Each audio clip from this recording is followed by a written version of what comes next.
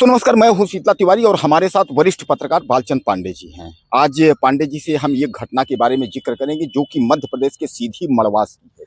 यहाँ एक युवती को जो है एक साधु बुलाता है और कहता है कि भैया हम तुमको जो है बीएड में एडमिशन करवा देंगे और हमारे चेले की जो है कॉलेज है। और उसके बाद वह बुला करके और यह कहा भी जा रहा है कि वह नशा दे करके उसके बाद युवती के साथ दुष्कर्म कर देता है। अब जो है वह साधु बहरहाल फंस गया है। तो इसी बारे में पांडे जी से बात करते हैं कि पांडे जी, इन साधु लोगों को हो क्या गया है? यह साधु का पहला मामला नहीं है। इसके पहले भी हमने आपको बहुत सारी वीडियो बताई है, जिस खबरों में आपने देखा था कि साधु एक जो है खास अयोध्या का ही साधु है, कहीं वृंदावन का एक साधु है। इस तरीके से हमने कई खबरें आपको बताई है। लेकिन आज का जो यह साधु है ये भी बहरहाल रहने वाला तो वृंदावन का ही है, लेकिन जो है जो युवती है उसको बताया जा रहा है कि उसका बिहार में जो है उसके घर में जो है चंडी यज्ञ था, वो इसी जगह साधु गया था, वहीं से मुलाकात हुई और बीएड कराने के बहाने युवती से जो है इसने रेप किया। बहरहाल पांडे जी, क्या लगता है कि इन साधुओं को जो है अब आजकल इस साधुओं को क्या हो गया है? अब तो जो लोग इनको भगवान मानते हैं, तमाम हमारे भाई लोग ही और तमाम जो है महिलाएं इनकी पूजा करती हैं, और साधुओं का तो ये शैतान वाला रूप दिख रहा है। क्या लगता है आपको? देखिए तिवारी जी, ये मैटर जो है ना, ये आज का नहीं है। ये काफ़ी, इन दोनों का संबंध काफ़ी पुराना है।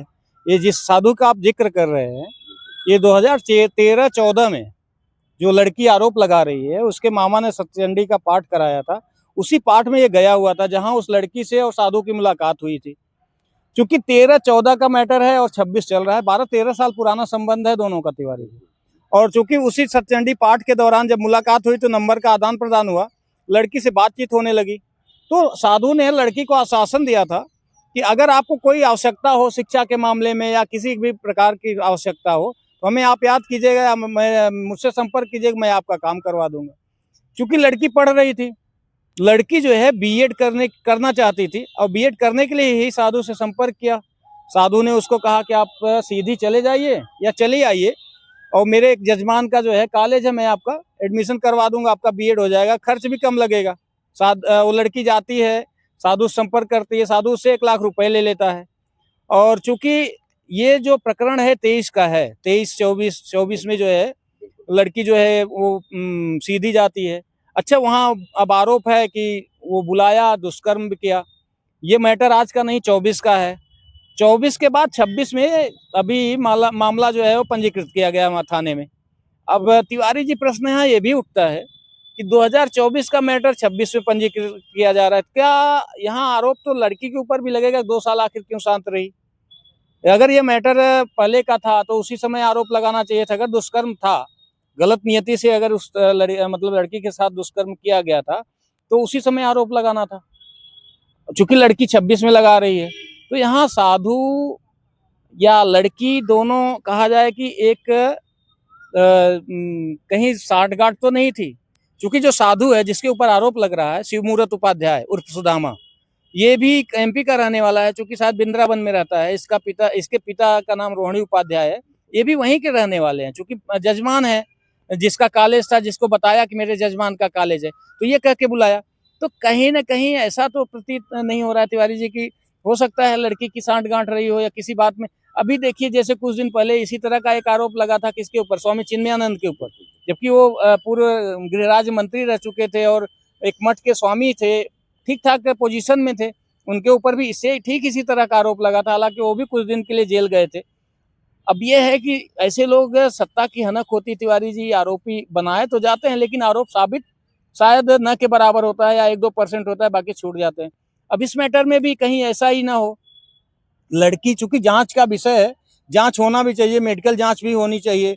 और चूंकि जांच हो तो अगर दोषी सिद्ध होते हैं तो साधु को कड़ी से कड़ी सजा मिलनी चाहिए। लेकिन यदि लड़की की भी संलिप्तता हो तो लड़के के खिलाफ भी कहीं ना कहीं एक कानून जो है कठोर कदम ही उठाना चाहिए। क्योंकि देखिए, जब सहमति से संबंध बना हो, बाद में चल के उसको दुष्कर्म घोषित किया जाए तो कहीं ना कहीं गलत होता है तिवारी। कई प्रकरण ऐसे आए हैं जहां पर कि इस तरह का आरोप लगा है, बाद में समझ में आया कि वो सहमति से संबंध बने थे और बाद में जब दोनों में खटास आई, लेन देन को लेके या पैसे को लेके या किसी कारणवश, तो आगे चल के वो दुष्कर्म का आरोप लगा दे। तो इस तरह का भी शायद जो है वो आरोप गलत ही होता है समाज के लिए। लेकिन यहाँ चूंकि ये साधु है, साधु इस तरह का कृत्य कर रहा है साधु के भेष में, तो ये कहीं ना कहीं सामाजिक अपमान है। एक तरह से जो साधु हमारे समाज में पूज्य तुल्य होता है, ऐसे ढोंग रचा के कोई अगर इस तरह का करता है तो वो भी कठोर सजा का पात्र है। तो दोस्तों कुल मिलाकर के आपने देखा, नाम है शिव मूर्त, यानी शिव जी की मूर्ति, उर्फ जो है सुदामा। बहरहाल इस दरिंदे पर न शिव मूर्त ही बन रहा है, न तो सुदामा ही बन रहा है। नाम घर वाले रख दिए होंगे, लेकिन उनको क्या पता कि जो है यह शिक्षा के नाम पर वो युवतियों को बुला करके दुष्कर्म करेगा। बहरहाल पांडे जी ने आपको जो है पूरी जानकारी दी, और पांडे जी ने बताया, यह भी बताया कि ऐसे लोगों को अगर पुलिस जांच करे और अगर ऐसी मामला फंसता है कि हाँ ये सत्य है, तो इस पर जो है कार्रवाई होनी चाहिए, और गंभीर कार्रवाई होनी चाहिए। और ऐसे लोगों को समाज में रहने के लिए जो है कोई जगह भी नहीं है। पांडे जी हमारे दर्शकों को बताइए कि ऐसे लोगों को क्या होना चाहिए। देखिए तिवारी जी, सजा तो कानून देगा, और चूंकि अब दोष सिद्ध अगर होता है दुष्कर्म का तो उसकी सजा अलग है। और चूंकि कोर्ट में ढेर सारे ऐसे मैटर आते हैं जहाँ की साक्ष्य के अभाव में छूट जाते हैं, लेकिन ऐसे लोगों को सामाजिक बहिष्कार का एक सजा जरूर मिलना चाहिए। समाज में ऐसे लोगों को कहीं कोई स्थान नहीं मिलना चाहिए, और समाज में ऐसे लोगों को जो है वो बहुत दूर कर देना चाहिए, ताकि आने वाले भविष्य में इस तरह का कृत्य जो करे वो एक बार सोचे कि अगर हम ऐसे करेंगे तो ये सजा हमें मिलेगी। क्योंकि कानूनन जो सजा मिलती है वो कम होती है, सामाजिक सजा ज्यादा होती है। तो बहरहाल ऐसे साधुओं से हम अपने माताओं बहनों को कहना चाहेंगे कि सतर्क रहें। यह साधु के भेष में जो है ये एक तरीके से जो है दरिंदे हैं, भेड़िए हैं, तो ऐसे लोगों से दूर रहें। और इसके बारे में 2 लाइन जरूर आप लिखिएगा, ज्यादा से ज्यादा आप कमेंट करिएगा। अगले वीडियो में फिर मिलते हैं।